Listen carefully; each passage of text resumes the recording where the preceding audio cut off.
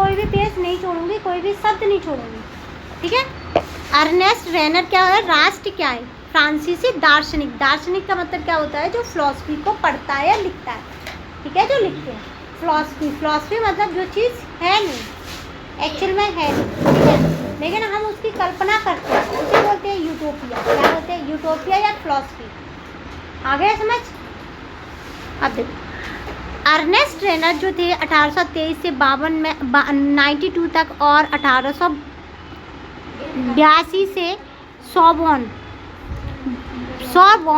Sorbonne विश्वविद्यालय में दिए गए एक व्याख्यान में राष्ट्र की अपनी समझ को प्रस्तुत करते हैं। देखो उन्होंने क्या बोला, एक यूनिवर्सिटी है उसमें जाकर के वो क्या दे रहे हैं, एक वो कर रहे हैं, क्या दे रहे हैं, व्याख्यान दे रहे हैं, यानी कि डिबेट या डिस्कशन कर रहे हैं। क्या कर रहे हैं, डिबेट या डिस्कशन कर रहे हैं। क्या कर रहे हैं, डिस्कशन या डिस्क्राइब करना इस चीज़ को। तो वो अपने मतलब उन्होंने जो अपनी समझ को उन्होंने बोला, क्या बोला कि बाद में यह व्याख्यान एक प्रसिद्ध निबंध के रूप में छापा गया, जिसका नाम था क्विज अन नेशन, यानी कि राष्ट्र क्या है, देश क्या है। इस निबंध में रेनर अन्य लोगों द्वारा प्रस्तावित इस विचार की आलोचना का मतलब होता है क्रिटिसिज्म करना। क्या करना, क्रिटिसिज्म करना, बुराई करना, लेकिन इस तरीके से बुराई को निकालना जिससे कि हमें वो कमी लगे, ठीक है। बुराई तो कर रहे हैं लेकिन कमी लगे, क्या लगे, कमी। आलोचना का मतलब होता है कमियां निकालना। क्या होता है, हाँ, कि राष्ट्र भाषा, नस्ल, धर्म या क्षेत्र से बनता है। किससे बनता है देश? अगर तुमसे कोई ये पूछे कि देश किससे बनेगा, तो देश किससे बनेगा, वहाँ की भाषा से, वहाँ की नस्ल से, वहाँ के धर्म से, वहाँ के क्षेत्र से क्या बनेगा, एक देश बनेगा, ठीक है। अर्नेस्ट मिला नीचे वाले पैराग्राफ में, देखो बेटा कि राष्ट्र, जो नीचे वाला नहीं, फर्स्ट पैराग्राफ है ना, मिल गया। एक राष्ट्र लंबे प्रयास, त्याग और निष्ठा का क्या होता है, चरम बिंदु होता है। यानी कि देखो किसी राष्ट्र को बहुत लंबे साल तक क्या चला हो, प्रयास किए गए। प्रयास जैसे हमें आज़ादी क्या एक दिन में मिली थी, सालों लगे थे ना, ठीक है। कब से, देखो हम जब पहली बार हमें लगा कि हम गुलामी के पूरी तरीके से गुलाम हो गए, वो 1857 था। क्या था, 1857। और 1857 से हमें 1947 में क्या मिली, आज़ादी मिली। यानी कि लगभग हमारे पास कितने, 90 साल हो गए। कितने, 90 साल, ठीक है। तो 90 सालों के लगातार, और उससे पहले के लगातार, यानी कि 200 सालों के संघर्ष से हमें क्या मिली थी, आज़ादी मिली थी। क्या मिली थी, आज़ादी। त्याग का मतलब कई लोगों ने अपनी जान दी, जैसे भगत सिंह ने अपनी जान दी, ठीक है, चंद्रशेखर ने दी, सुभाष चंद्र बोस ने दी।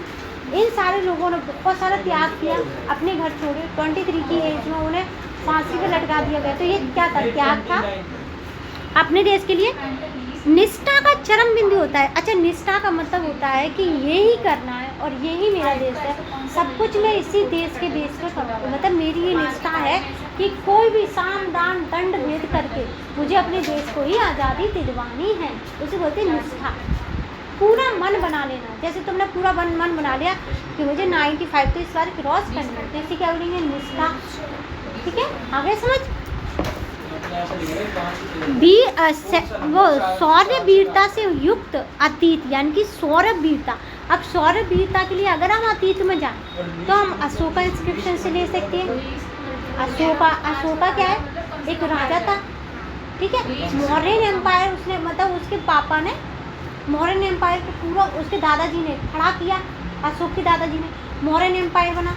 गुप्ता को श्री गुप्त ने क्या किया, इस्टेब्लिश किया, और बहुत बड़ा, जिसमें बहुत सारे, जैसे कलिंग युद्ध लड़ा, उसने जीता।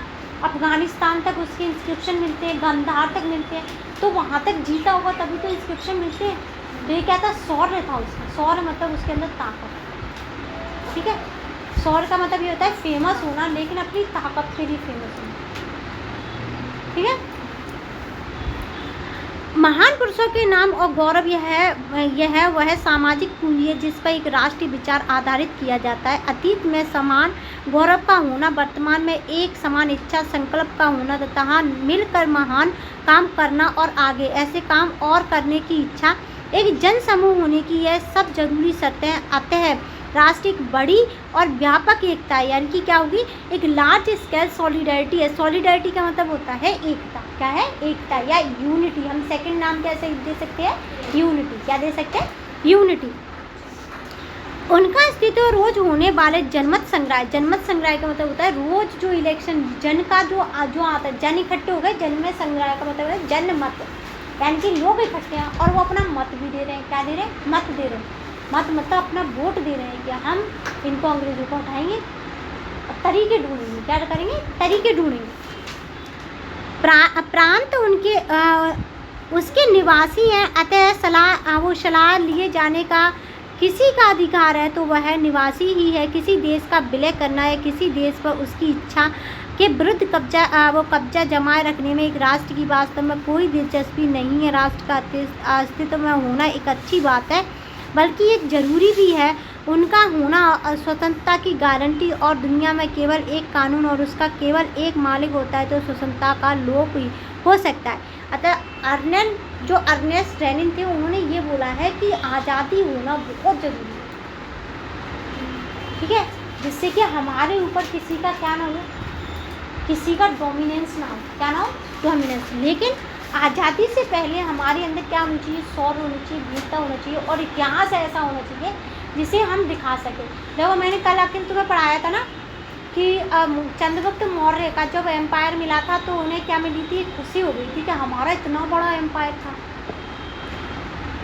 और इंडस वैली सिविलाइजेशन जब मैंने पढ़ाई थी तब भी वो लोग खुश हुए थे ना कि हाँ पढ़ाया था। उसे पूछो, तुम्हें याद नहीं है लेकिन उसे याद हो, पढ़ाया था ना कि वो कह रहे थे कि नहीं हमारा इतना गौरवशाली इतिहास हो सकता था। तो वो चीज़ क्या है, जब हम हिस्ट्री में पढ़ते हैं ना, हमें हिस्ट्री इसीलिए नहीं पढ़ाई जा रही कि वो हमें याद करनी है, हमें हिस्ट्री इसलिए पढ़ाई जा रही है कि हम ऐसे देश में पैदा हुए थे जहाँ पे अशोक, अकबर और यहाँ पे समुद्रगुप्त, सतवाहना, चोल, चेरा, पंड्या, सतवाहना और कुषाण जैसे नेता, वो राजा आए थे। क्या आए थे? राजा, जिन्होंने ये मतलब ये फील नहीं करवाया हमें कभी भी कि वो हम पे डोमिनेट कर रहे हैं या हमें दबा रहे हैं। उन्होंने ये फील करवाया कि तुम भी खुश रहो और हम भी खुश रहेंगे। तो ये हमें क्या दिखाता है? उनको ये बताया गया कि देखो हमारे देश में राजा भी थे, महाराज भी थे, हमारे देश में सब कुछ था। वो हमें क्या बोलते थे? एनिमल बोलते थे ना, ये कहते थे अनसिविलाइज बोलते थे, और सीधे एनिमल कहते थे कि तुम तो जानवरों की तरह रहते हो। अंग्रेज, हाँ, उनको कहते थे अनसिविलाइज। इंडियंस और डॉग नॉट अलाउड। हाँ, ये स्लोगन भी था, प्लेट थी, ये प्लेट लगी रहती थी उनके गेट के सामने कि इंडियंस और कुत्ते का आना यहाँ मना है